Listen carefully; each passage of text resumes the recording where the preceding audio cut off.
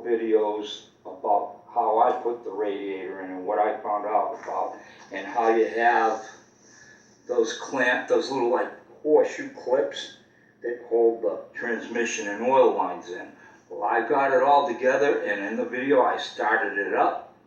There was not a leak, and I drove this up 2 towns over, stopped, filled it with gas, looked underneath. There was not a drip coming from either the transmission lines or the oil lines, you know, the engine oil lines and or coolant. Nothing was leaking out.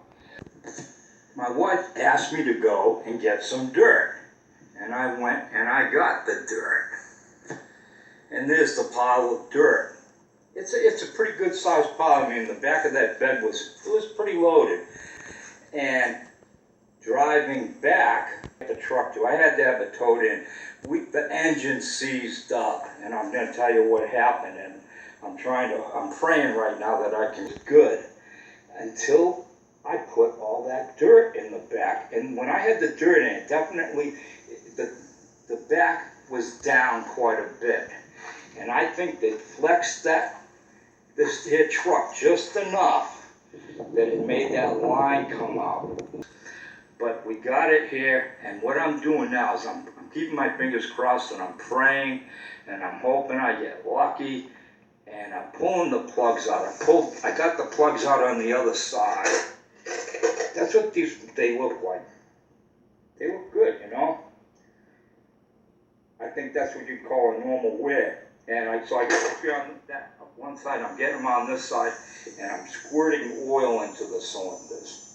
And I'm going to let the oil sit in there a while, and I'm hoping that with no compression and the cylinders oiled up, the engine will break loose. And if it does, you know, and we'll keep adding a little oil. What I've been doing is I put this hose into, you know, where the spark plugs are out of, in that port or whatever you want to call it.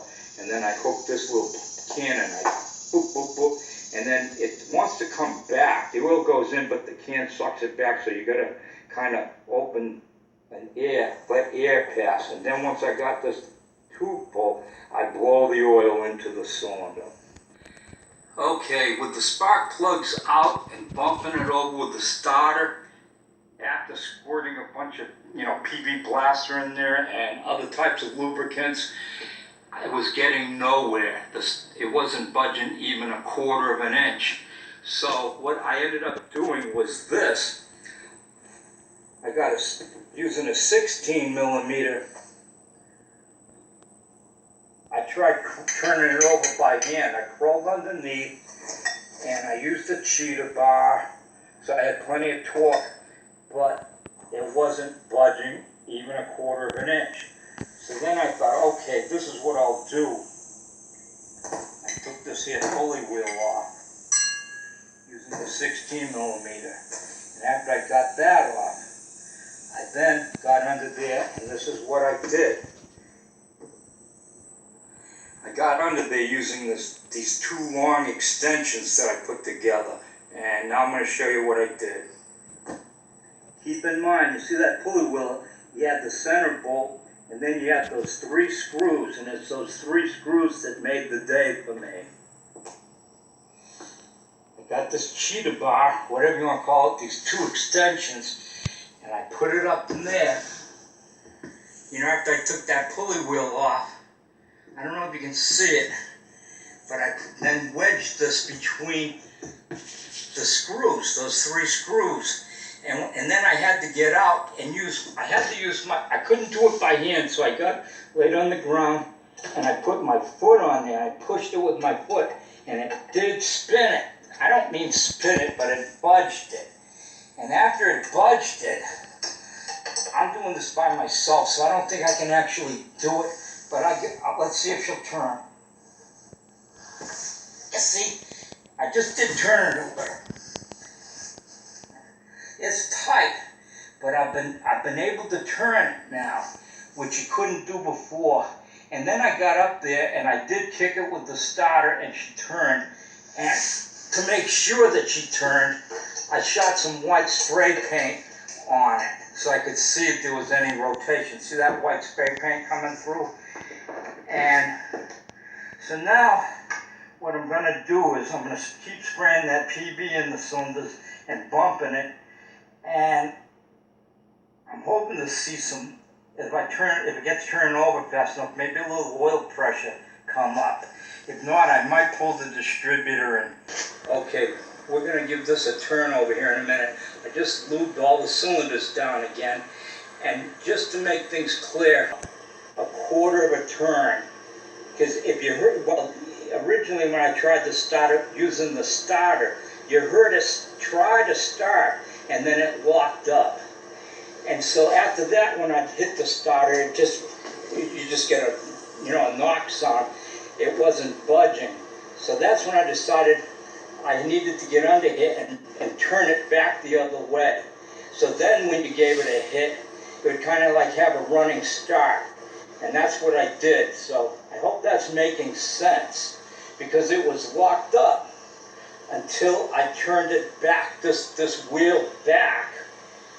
And I'm not sure, but I think the car rotates clockwise, but maybe it doesn't. But I went that way, and it went backwards, and then when I tried to go forward again, it stopped. So I brought it, until I put the bar on here and put a lot of pressure on it, got it to where now she cranks around. So, okay, let's see how fast she turns. Keep in mind there's no spark plugs in it. Go ahead. Start. Stop. Stop. And that's what she's doing right now. That's kind of slow to me, having those spark plugs in it, but she is turning over. I try it, and check out that oil gauge. I got oil pressure, which this went from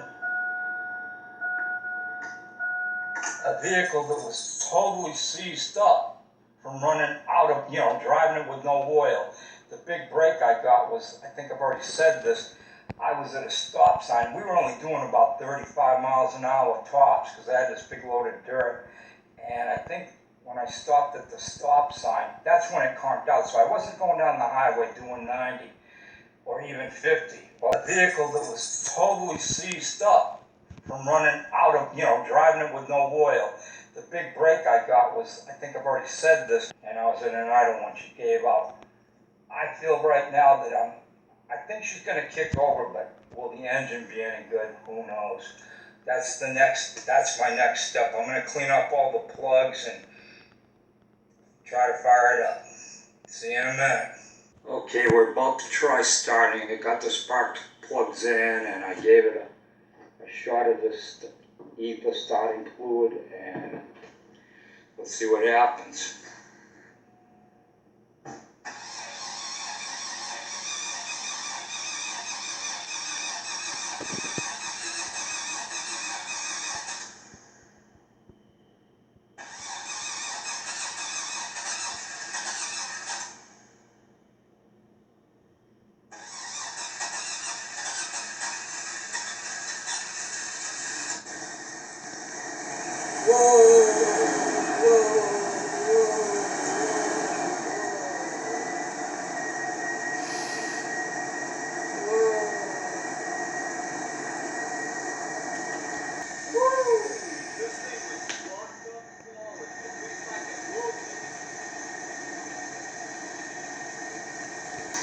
Okay, she is running, and after I moved it from the front of the yard, got it up here, it was already out of oil again. And I'm going to show you, you had a big puddle under here, but the oil pressure was just about down to 0 again, and I cut it off. And the oil was leaking from there, that bottom one. There's the top, nothing, the other two ain't leaking, just that one. And so I kept thinking, what the hell's wrong with it? And whenever I pull on that, it would come right out. So I said, okay.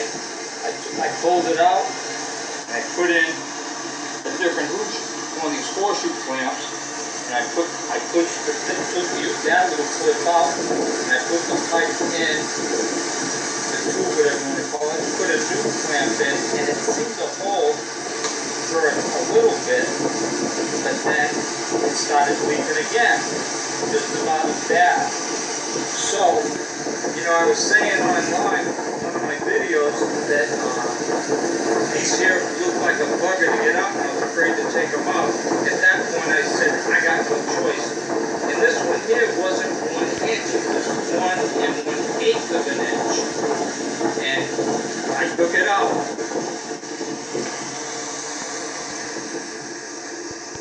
That's what I took out. And I put in the old one. And I took it out.